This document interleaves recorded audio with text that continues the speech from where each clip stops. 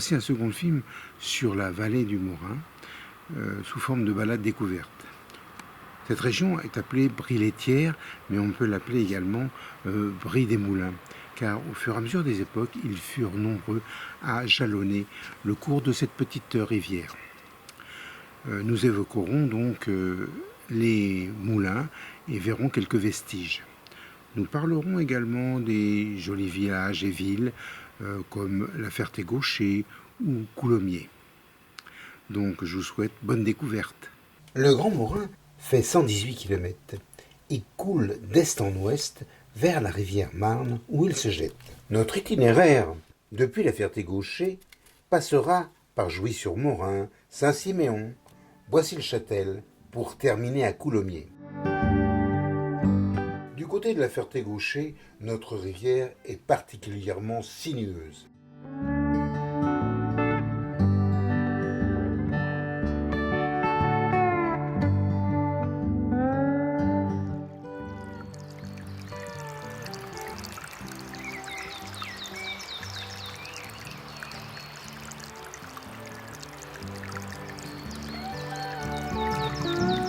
Le centre-ville de La Ferté-Gaucher est assez calme.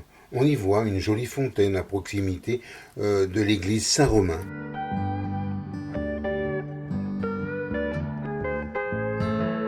Le nom de La Ferté-Gaucher nous vient d'un ancien seigneur ayant construit un fort nommé Gaucher au XIIe siècle.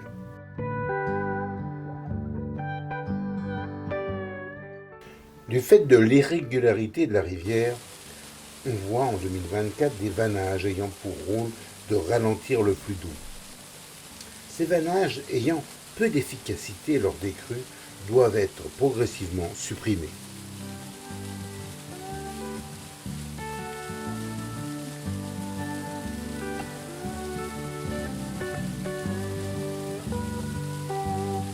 Le Grand Morin sort de La Ferté-Gaucher en direction du nord-ouest. Il va se faufiler entre les vallons à Montigny, décrivant deux méandres protégés par de belles fondaisons.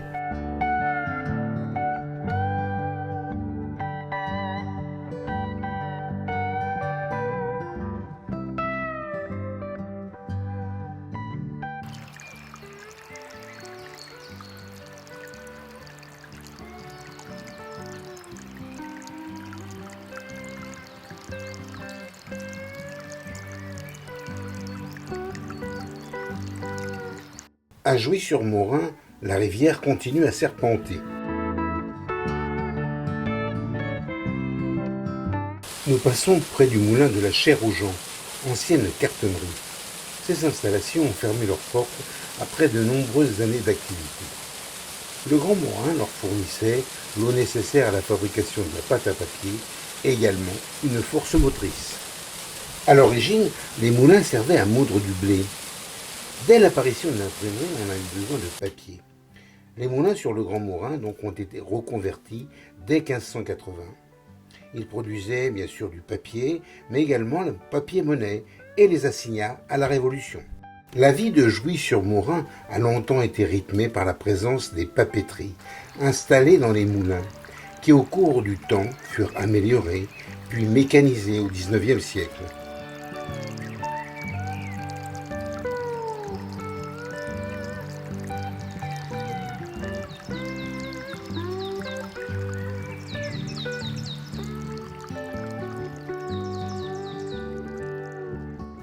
L'alternance de gravier et d'herbes est favorable à la vie aquatique et à la reproduction des poissons. On recense 1800 pêcheurs pratiquant leurs loisirs sur le Grand Morin.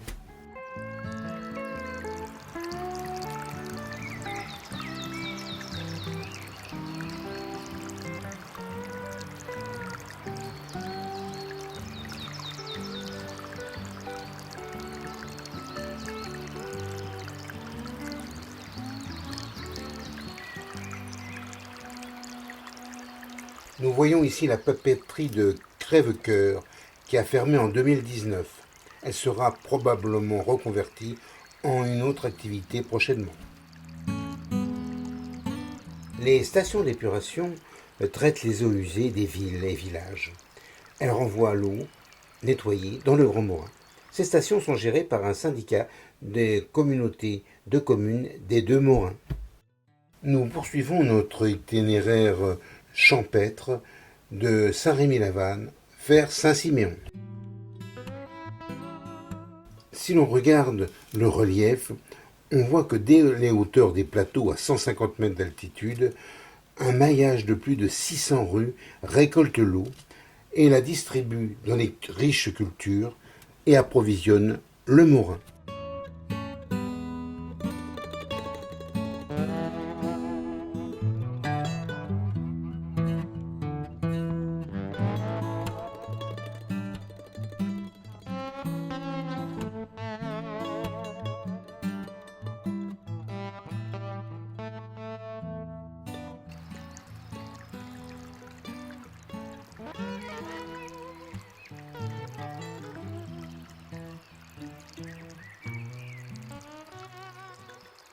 À Saint-Rémy-la-Vanne, le moulin du Pont fabriquait également du papier et des cartons.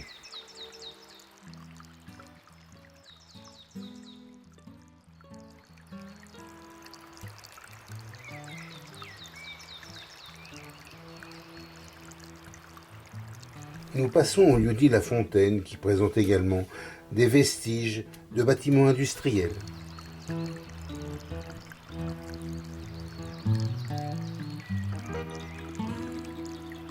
À Saint-Rémy-la-Vanne, le Grand Morin nous présente des berges un peu abruptes. Sa largeur est d'environ 15 mètres, sa hauteur d'eau de 50 à 1 mètre. Une belle base de loisirs nommée Moulin des Prés permet au commun des mortels de se détendre par la pêche ou le canotage.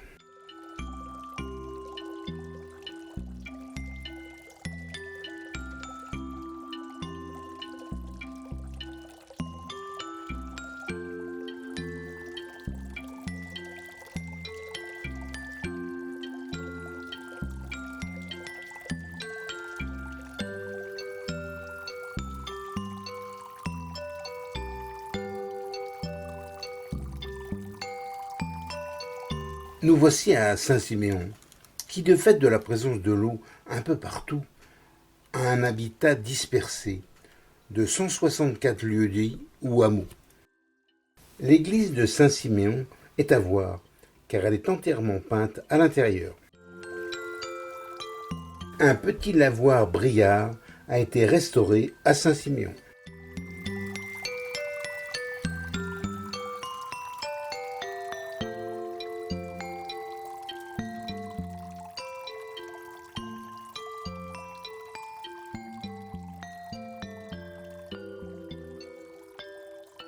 Puis le Grand Morin continue à serpenter à l'altitude de 61 mètres vers Chauffry, puis plus rectiligne vers Boissy-le-Châtel.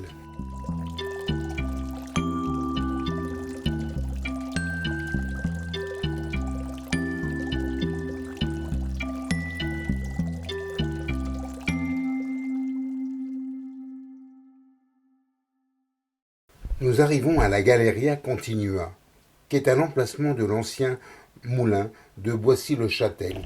Des restes du moulin de Boissy sont visibles. Celui-ci a produit par exemple en 1973 les papiers spéciaux pour les Jeux Olympiques d'Albertville. Des restructurations du groupe international de papier Arrow-Wiggin a conduit le groupe à fermer les usines dans la région de 2019 à 2020.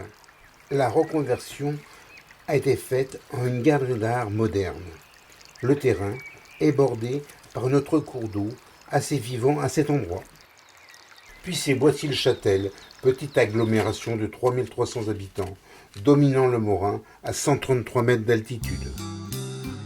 Nous sommes à Boissy-le-Châtel, toujours dans la petite région agricole dénommée Vallée de la Marne et des Morins.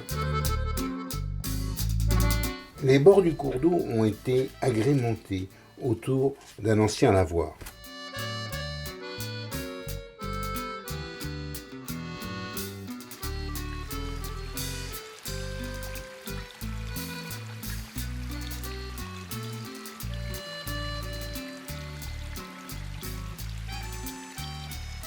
Le chemin de fer passait ici, venant de la Ferté-Gaucher depuis 1886.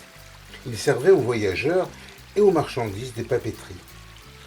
La ligne a été jugée non rentable et a été remplacée par des cars en 2003.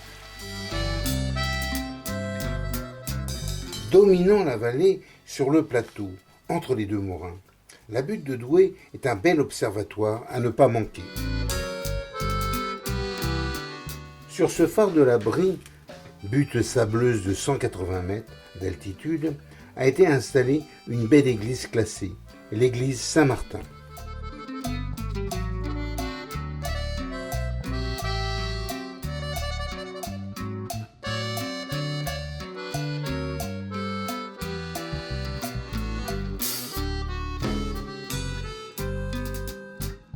En limite de Boissy-le-Châtel et Coulommiers, à Pont-Moulin, on retrouve encore un nouveau moulin ex-papeterie.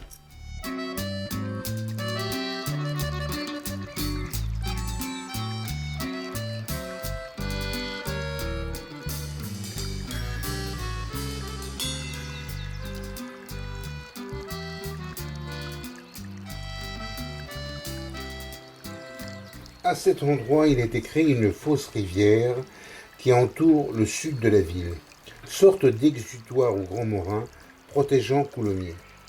Le Grand Morin, ici, part vers la droite.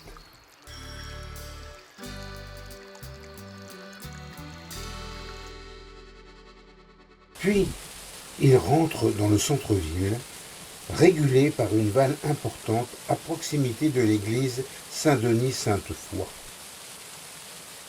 Coulommiers est la ville principale de la vallée. On a donné autrefois à cette ville le nom de Pot de Chambre de la Brie du fait de ses canaux, mais aussi parce que l'eau était souillée ou polluée par les diverses industries comme les papeteries ou les tanneries. La rivière irrigue complètement la ville et tout d'abord sert aux jardins et aux cultures locales.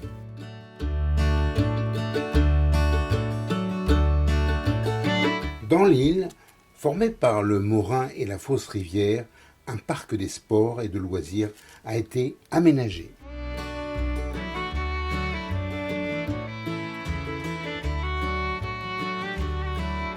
On trouve le parc des Capucins, lieu emblématique, espace vert magnifique, avec un important plan d'eau de type bassin à la française, alimenté par la rivière. Un château dont il reste quelques vestiges, avait été construit en 1613 et fut démonté sous Louis XV en 1736 car la zone était jugée insalubre et humide.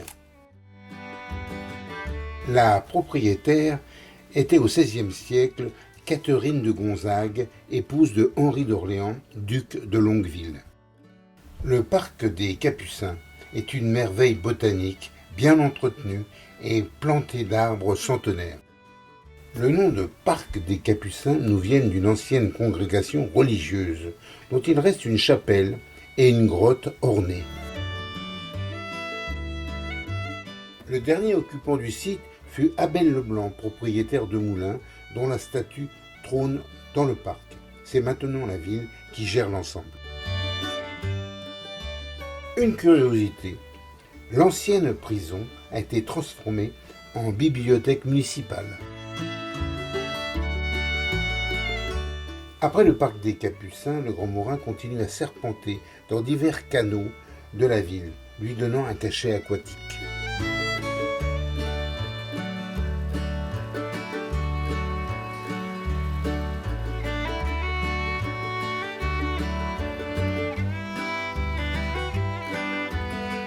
Nous terminons par la commanderie templière de Coulommiers, implantée depuis le XIIe siècle, que je vous conseille de visiter.